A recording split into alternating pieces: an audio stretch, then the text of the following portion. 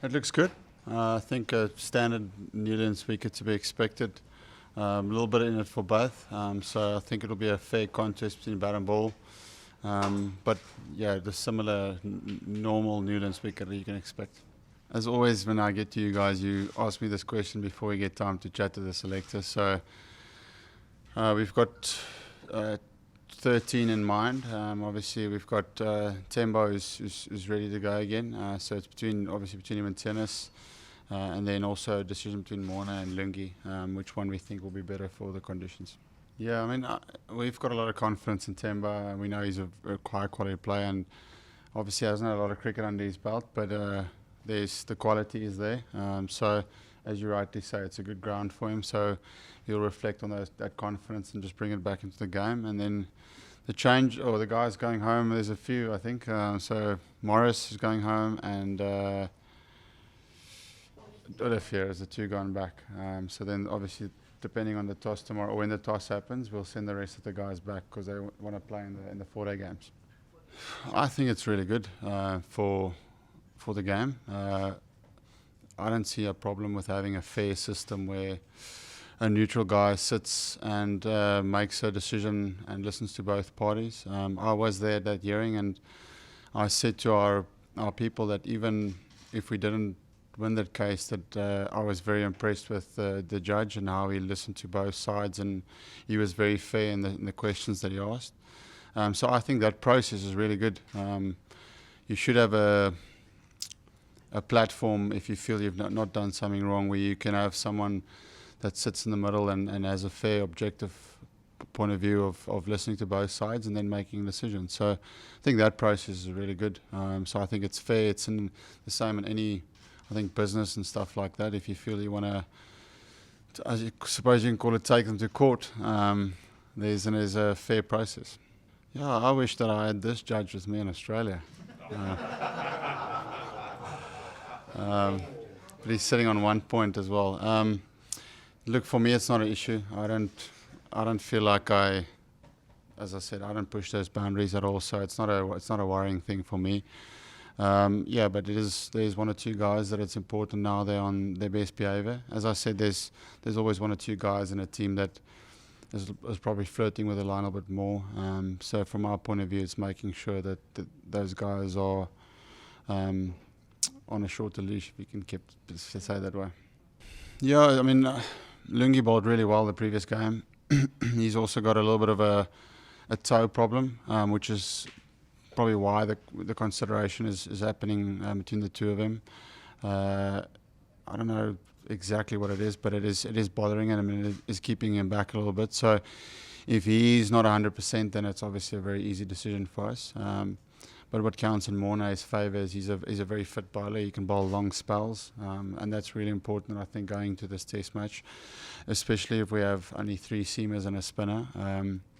We'll have our 3 bowlers that's got the biggest tank when it comes to bowling a lot of overs. I think, I mean, that's always the plan with no matter who you play, is to try and push them into their 3rd and 4th spells. But certainly if you've got a team that's got very, very good fast bowlers, I mean, you can't run in and bowl 150 the whole day, and even 2 days if you keep coming back and coming back. So that was the thing that we did well in the second test. We pushed those bowlers to bowl longer spells to come back for more, and then it's human that you'll be 5% or 2% lower in the tank than you were initially. And then in Durban we couldn't do that, and that's why they kept firing. So definitely, if you want to beat this Australian team, you need to make sure that you push them into their reserve tanks as a bowling unit. I must say, in the team, it hasn't felt like it is. I know there's a big hype away from the game, but I do feel like within the team, it's not. I don't feel like it's got to the team space quite yet. The guys are still really focused, really motivated, and as you say, the series has been very good. 2 quality teams trying to compete against each other, and it's been great cricket. So it's obviously setting up nicely in Newlands, 1-1. And the same thing, you know, if you look at the last 2 games, if there's an hour or hour and a half where a team slips up, the teams are so strong that they push ahead in the game. I think it's different for batsmen than it is to bowlers. I know ideal world, you'd like guys to play cricket. That's the ideal world. You'd like guys to come back after injury, play 1 or 2 games, get themselves back into form, or just time in the middle. But it doesn't always work like that, Not always there's games available. I mean, myself as an example, I was there wasn't enough time for me to play a game before the first test after my injury. So it's not always that you get an ideal world. So Temba, yes, he hasn't played cricket, but that's more for him as to the mental side of things, that he hasn't played any cricket, but he looks good in the nets. He's been looking good in the nets for a while, and his hand is now fully recovered. And I think with a bowler, you got to look at the different individual. You mentioned Dale, that Dale is probably on the side now of a little bit more cautious. He has been injured now, so for him it will probably be a little bit more important to try and get back and play a game, to get through a 4-day game at least, to see that he can bowl quite a bit of overs, and then when he gets through that, then obviously straight back into the mix.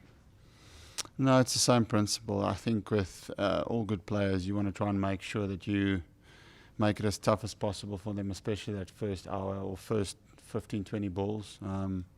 They are just a little bit better than normal players. So if you get them going quickly, they kickstart the innings very, very quickly. So for me as a captain, it's important that how we start against him.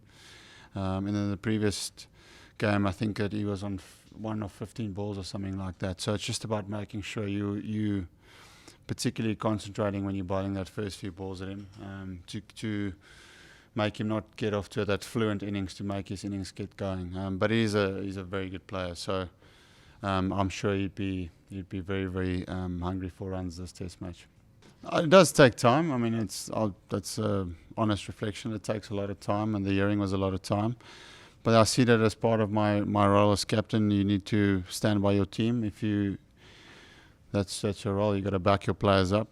So I'll do that to the best of my ability. And if I can have 1% of influence on that, then great. But it's more just to show that I'm there with them.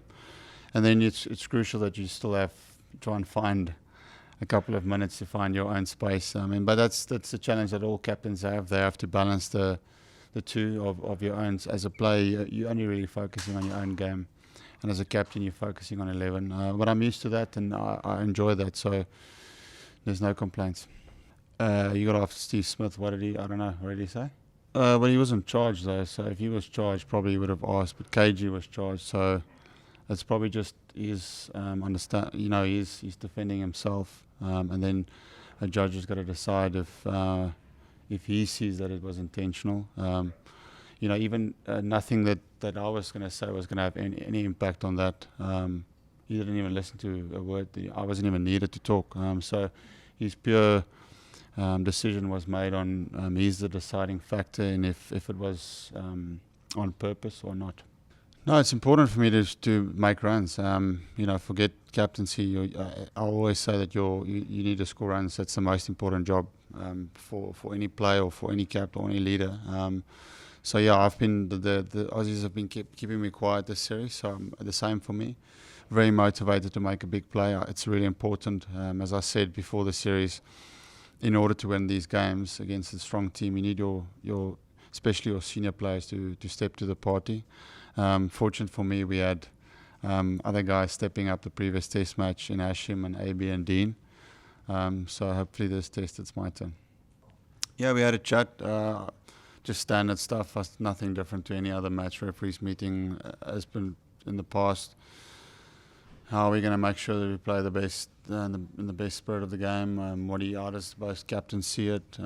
That sort of stuff. But I said it, before the second test. You're talking about isolated incidents over a long period of time. So for me, it's no different to any other series that we've played. It's been very, very competitive, and I'm proud of the way that our team has stood up against the Australian team. I mean, that's a very important thing that you have to do when you play against them. You can't allow them just to, when they're on top, bully you. So we've been really good in that matter, that we've stood our ground, and I think we're in for a cracker of a third test. Look, we always, as a guy that has a say in the selection, obviously don't have a lot of say, but always strive to get that. So that will be first priority, is to try and get those balances and those targets right. That's first priority. If there was injuries or stuff that didn't play a part in that, then obviously it's difficult to make. For instance, if Kagiso wasn't available this game, it would have been, it's a different story that. But yeah, it's at the forefront. I believe that it's also my responsibility to always look and see how we can achieve that as well. Yeah, definitely. There's always exceptions and there's always horses for courses. But as I say, it's important for me to always have that in the back of my mind as well. If there's an opportunity to do it, then definitely we need to look at making sure that our team is always represented in the best way possible. That's a good question. I don't know the answer to that. It's probably obviously more inconsistent because you're getting a different guy. But I think even if the match referee stayed on, there's a lot of stuff on his plate at the moment, so it's a tough gig to come into middle of the series. But it's a good question. It's very hard to answer. I still believe that's very, very inconsistent, and that's why I've got an opinion on it, and it's purely my opinion. And I believe that we can get better at that as the whole cricket game. For me, it's just you shouldn't have incidents that just happening towards certain players or certain teams. It should be something that happens across all teams.